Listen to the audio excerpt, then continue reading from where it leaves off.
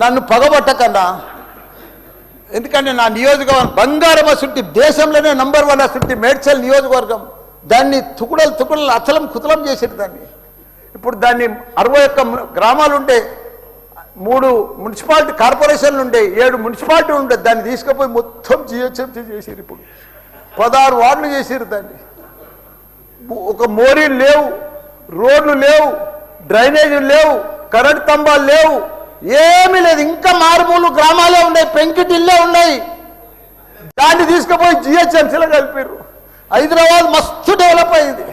కానీ ఆ జిహెచ్ఎంసీలో దాంట్లో కలిపినప్పుడు దయచేసి స్పెషల్ కేటగిరీ కింద జిహెచ్ఎంసీ చెత్త అంతా ఆడికే వస్తుంది. దాన్ని ఒకటి క్లీన్ చేసి మీకు దండం పెడతా. ఎందుకంటే అక్కడ నేను ఉండలేకపోతున్నా.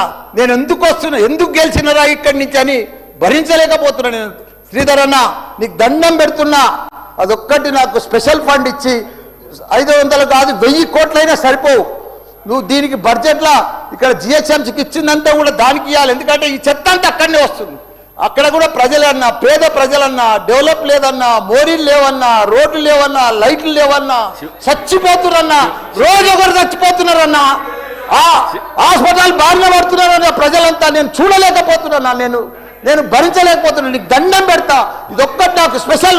ఒక్కసారి మీరు ఇన్స్పెక్షన్ చేసి అక్కడ రావాలని కూడా కోరుతున్నా.